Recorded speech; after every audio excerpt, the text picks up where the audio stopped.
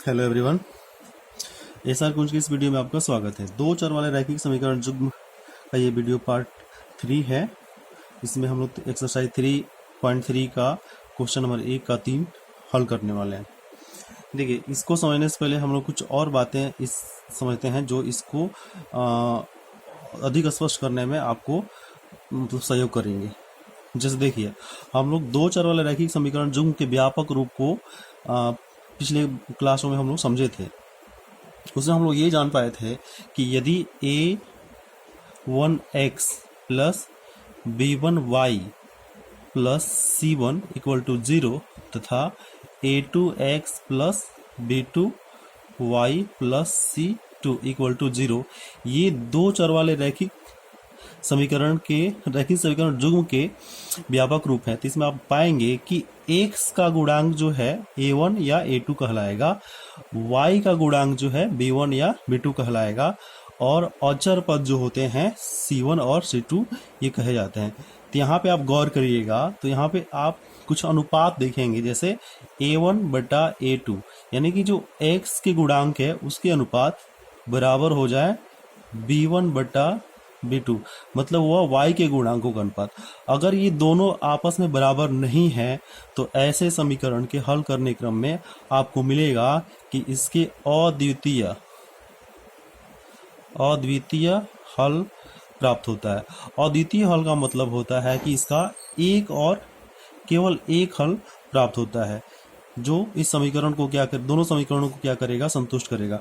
दूसरा कंडीशन ये बनता है कि यदि a1 बटा a2 बराबर b1 बटा b2 बराबर हो c1 बटा c2, यहाँ पे देखिएगा c1 और c2 ये अचर पद का अनुपात प्राप्त हो रहा है। तो इसको अगर ये कंडीशन इसमें लागू होता है तो आप यहाँ आपको मिलने वाला है कि ये ऐसे अगर अनुपात इससे प्राप्त हो रहा है तो यहाँ आपको ये मिलने वाला है कि इस तरह के समीकरण जिसमें ये कंडीशन लागू होगा वहां इसका अपरिमित रूप से अनेक चाहे अनंत हल प्राप्त होता है।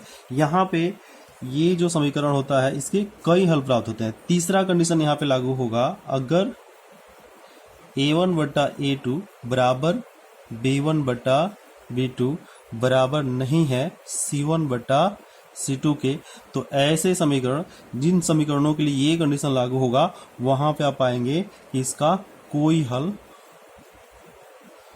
प्राप्त नहीं होगा। अब यहाँ पे समझने वाली बात है कि जब हम दो चर वाले रैखिक समीकरण युग्मों को हल करेंगे तो वहां जरूरी नहीं है कि उसका कोई अभीष्ट हल प्राप्त हो। कभी कभी उसका कोई भी हल नहीं प्राप्त होगा, कभी कभी क्या होता है परिमित रूप से अनेक हल प्राप्त होते हैं, और कभी कभी इसका केवल और एकमात्र एक ही हल प्राप्त होता है। तो ऐसे ये क्वेश्चन पूरा करने से पहले ये कंसेप्ट जानना जरूरी है। अब देखिए, अगर हम इसको ग्राफी विधि से हल करें तो पाएंगे कि ये जो है, अगर ग्राफी विधि से अगर किसी समीकरण को हल करने के क्रम में हम देखेंगे और ये दो चर वाले रैखिक समीकरण युग्म है और इससे ये अनुपात प्राप्त हो रहा है, तो अगर a1 बटा a2 बराबर नहीं है b1 बटा b2 के, तो यहाँ पे क्या होगा, जो आलेखी रेखा है, जब हम दोनों समीकरणों को किसी ग्राफ पेपर पे अंकित करेंगे, दोनों समीकरणों को x एक्सिस और y एक्सिस के सापेक्ष ग्राफ पेपर पर अंकित करेंगे, तो ये एक समीकरण के लिए कोई एक रेखा प्राप्त होगी और दूसरे समीकरण के लिए कोई दूसरी रेखा प्राप्त होगी। तो ये दोनों जो रेखाएं होंगी, इसको हम क्या बोलते हैं, आलेखी रेखाएं, ये क्या करेंगी, एक दूसरे को इसमें कहीं ना कहीं आपस में प्रतिच्छेद करेंगे। यहाँ पे आप देखेंगे, अगर ये a1 बटा a2 b1 बटा b2 प्राप्त हो रहा है तो यहाँ पे क्या होगा, आलेखी रेखाएं खींचने पे ये दोनों एक दूसरे को क्या करेंगी, किसी एक बिंदु पे प्रतिच्छेद करेंगी। जबकि ये यहाँ पे अब हमको यहाँ पे मिल गया कि आलेखी रेखाएं क्या करेंगी, प्रतिच्छेद करेंगी। प्रतिच्छेदी रेखा प्राप्त होती है यहाँ पे, प्रतिच्छेदी रेखा है। और यहाँ पे अगर a1 बटा a2 ये दूसरे कंडीशन के लिए अगर देखिएगा तो यहाँ पे आलेखी रेखाएं कैसे प्राप्त होंगी, दोनों आलेखी रेखाएं एक दूसरे के ऊपर होगी। अर्थात आलेख में जब इसको आप निरूपित करने जाएंगे तो मान लीजिए पहली रेखा आलेखी रेखा ऐसे प्राप्त हो रही है तो दूसरी आलेखी रेखा इसी से होकर जाएगी। अगर कोई आलेखी रेखा ऐसे जा रही है तो दूसरी आलेखी रेखा इसी से होकर जाएगी। तो ऐसे आलेखी रेखाओं के लिए प्रत्येक बिंदु क्या होता है, उस दिए गए समीकरण युग्म का क्या होता है, एक हल होता है। और यहाँ पे a1/a2 बराबर b1/b2 और c1/c2 सभी आपस में बराबर हो जाए, तो यहाँ पे हम कह सकते हैं कि इसके लिए क्या होंगी, अपरिमित रूप से अनंत हल। ये तो पहले से मतलब आप देख पा रहे हैं, लेकिन यहाँ पे आलेखी रेखाएं जो होंगी वो क्या होंगी, संपाती होंगी। आलेखी रेखाएं संपाती वाला कंडीशन बनेगा। तीसरा कंडीशन ये है कि अगर a1/a2 बराबर है b1/b2, लेकिन c1/c2 का रेशियो, इसका अनुपात ऐसे, मतलब ये कंडीशन लागू हो रहा है, तो यहाँ पे आप पाएंगे कि ये आलेखी रेखाएं क्या करेंगी, एक दूसरे के समांतर होंगी। अगर हम ग्राफ पे इसको अंकित करें तो अगर एक आलेखी रेखा ऐसे दिख रही है तो दूसरी क्या होगी, कहीं ना कहीं इसी के पैरेलल में, इसी के समांतर में ऐसे जाएगी। तो यहाँ पे क्या होता है, इसका कोई हल नहीं होता है और आलेखी रेखाएं क्या होती है, समांतर होती हैं। तो ये एक कंडीशन है।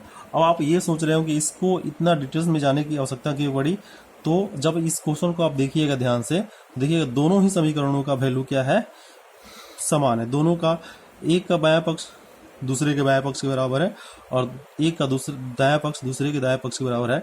ये केवल इसमें क्या है कि अगर ये इसमें जो इसका गुणांक है अगर समान कर लिया जाए तो आप इसमें पाएंगे।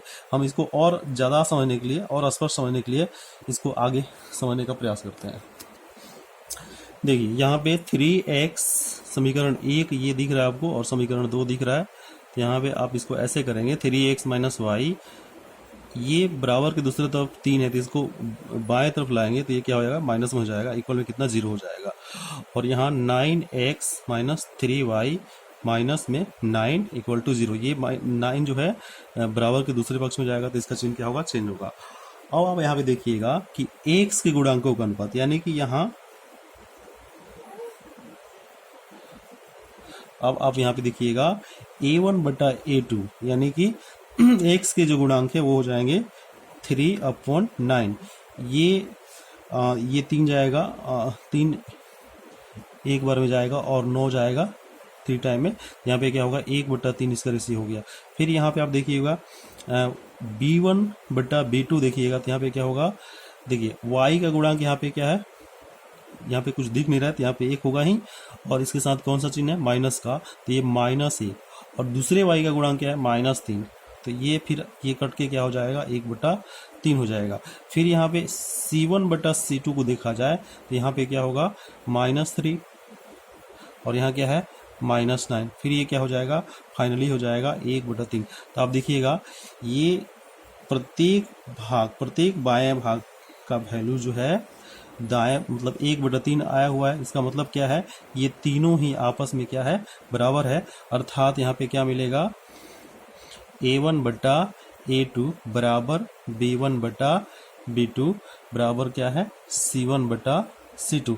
तो हम लोग जो अभी इसके पहले जो समझ रहे थे उसमें क्या था कि अगर तीनों अनुपात बराबर है तो इसके लिए क्या होता है, इसलिए क्या होगा, दत्त समीकरण का अपरिमित रूप से अनेक हल होगा। एक तो तरीका ये हो गया। दूसरा तरीका इसके लिए क्या होगा कि हम लोग अब यहां से फिर से कंटिन्यू करेंगे। तो आप देखिए यहाँ पे आप पाएंगे कि ये जो है समीकरण 1 को लेकर अगर हम प्रतिस्थापन विधि से हल करें तो यहाँ पे समीकरण 1 से क्या करेंगे, समीकरण 1 से देखिए 3x माइनस वाई इक्वल में कितना है, 3 है। तो यहाँ अब क्या कर सकते हैं, 3x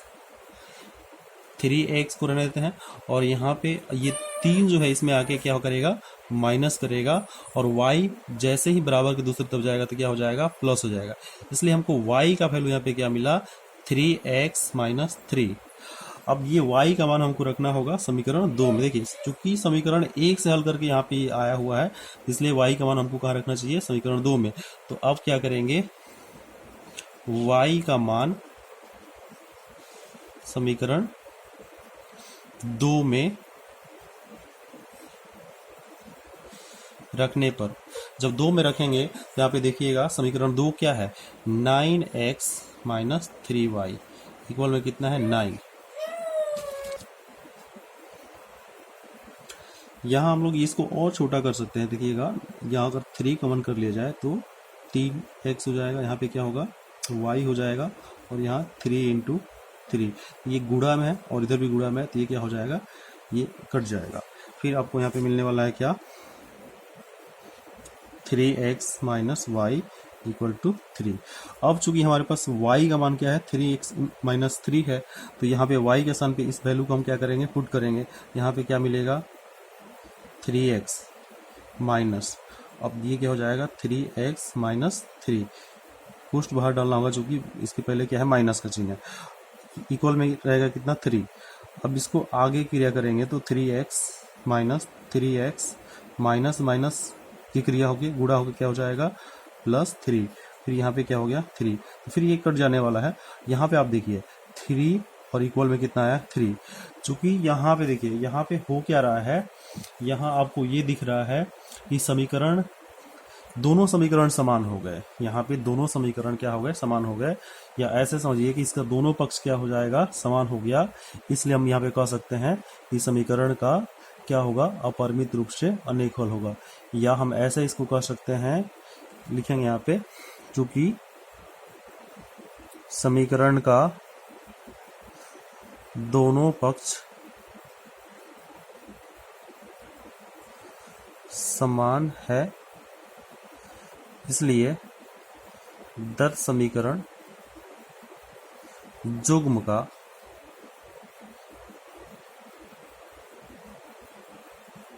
परिमित रूप से अनेक हल प्राप्त होगा। ये हमारा फाइनल आंसर हो जाएगा। अब आपके पास दो ऑप्शन है, दोनों में से किसी विधि से आप इस समीकरण को हल कर सकते हैं। धन्यवाद।